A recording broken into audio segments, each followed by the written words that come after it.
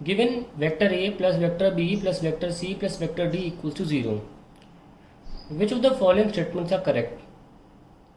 पहला, A B C D must each be a null vector.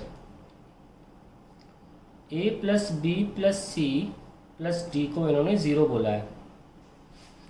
ऐसा होने के लिए ज़रूरी है कि हर एक वेक्टर 0 हो। ये स्टेटमेंट फॉल्स है, क्योंकि अगर दो वेक्टर्स, कोई भी दो वेक्टर्स, मैं ए और बी का जोड़ा ले रहा हूँ, आप कोई भी दो वेक्टर्स ले सकते हैं, अगर बाकी रिमेनिंग टू वेक्टर्स के इक्वल एंड अपोजिट हुए तब भी ये 0 मिल जाएगा, कोई भी दो वेक्टर्स। या कोई एक वेक्टर बाकी तीन वेक्टर्स के एडिशन के बराबर हुआ तो भी हमें 0 मिल जाएगा।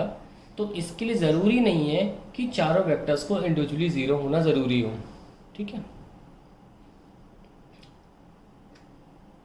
वो एक वन ऑफ द कंडीशन हो सकती है, पर मस्ट की वजह से ये फॉल्स हो गया। Now next part, the magnitude of A plus C equals the magnitude of B plus D. हमसे बोला गया है कि A plus B plus C plus D is 0। तो क्या है ये magnitude of A plus C. ये बिल्कुल सही स्टेटमेंट है, क्योंकि जब आप ए प्लस सी को इधर छोड़ते हैं, वहाँ ले जाते हैं बी और डी को, तो फिर ये इक्वल हो जाता है, इक्वल एंड अपोजिट है। लेकिन अगर आप सिर्फ मैग्नीट्यूड की बात कर रहे हैं तो अपोजिट का कोई मायने नहीं बच जाते, इसलिए ये स्टेटमेंट ट्रू है। Third statement, the magnitude of A can never be greater than the sum of the magnitudes of B C D.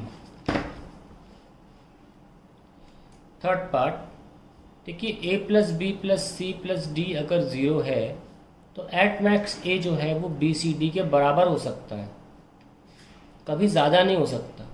अगर ज़्यादा हो गया तो फिर ये 0 नहीं होगा, इसका इन तीनों से बराबर हो सकता है, ठीक है। तो इसलिए ये स्टेटमेंट क्या बोला गया है, the magnitude of A can never B, तो ये ट्रू स्टेटमेंट है।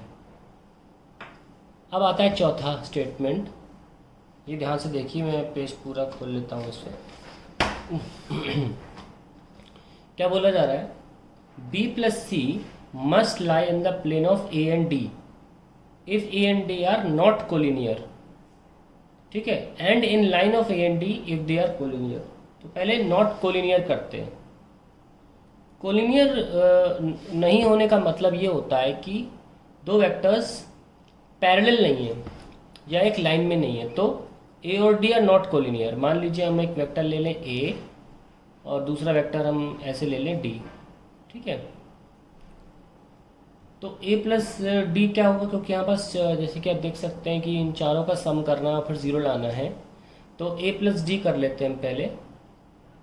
तो ए प्लस डी कैसे, देखिए जैसे एक वेक्टर गया और वेक्टर गया, और तीसरा वेक्टर क्या होता है, इनिशियल पॉइंट से लेकर फाइनल पॉइंट तक। तो ये हमारा हो गया ए प्लस डी।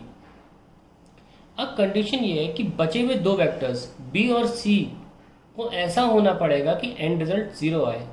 ये सिर्फ तभी पॉसिबल है जब ये से ए प्लस डी है, मैं इसको अलग से बना लेता हूँ, ए प्लस डी, बस अलग से बना लिया।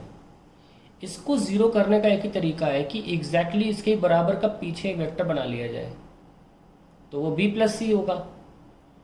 इसके अलावा कहीं भी और अगर बी प्लस सी वेक्टर हुआ तो ये 0 नहीं साबित हो पाएगा ना, क्योंकि इस एरो को काटना ज़रूरी है, तब जाके यहाँ पे 0 बचेगा। तो वो कह रहे हैं कि अगर नॉट कोलिनियर है, not collinear, B plus C must lie in the plane, तो वो उसी पेज पर लाई करना चाहिए। क्योंकि अगर ये ऐसे के बजाय चिपकाऊ प्लेट के बजाय ऐसे ऐसे होता, ऐसे है ना, कहते थोड़ा सा मैंने किसी एंगल पर उठा दिया है, तो नीचे एक कंपोनेंट होता और एक कंपोनेंट ऊपर होता, ठीक है। ऊपर का कंपोनेंट क्या बाहर में, पर नीचे का कंपोनेंट ऑब्वियसली एक्चुअल वेक्टर से तो छोटा ही होगा।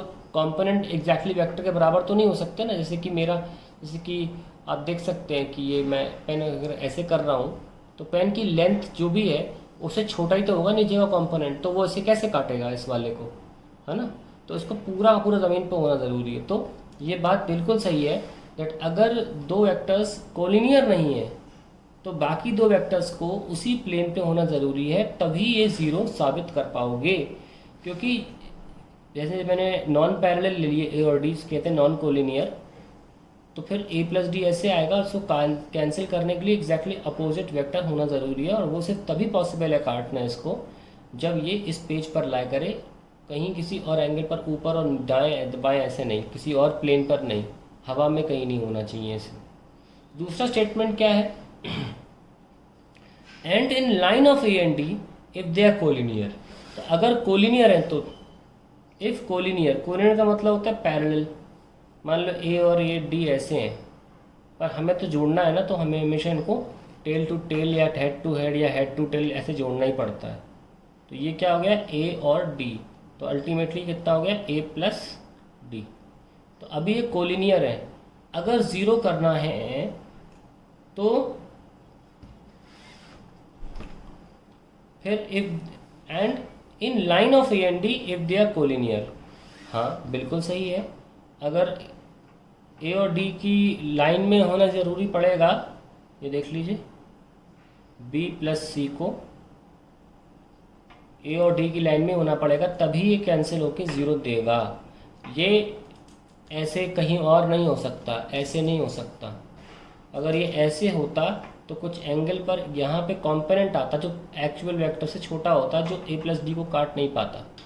क्योंकि हमको ये पता है कि ए और डी के बराबर तो होना ही पड़ेगा बी और सी के एडिशन को, है ना, तभी तो ज़ीरो साबित होगा। तो ये स्टेटमेंट जो है वो कम्प्लीटली ट्रू है, बिल्कुल सही स्टेटमेंट है लास्ट वाला। अगर समझ में नहीं आ रहा है दोबारा देखिए, बहुत डिटेल में बताया है।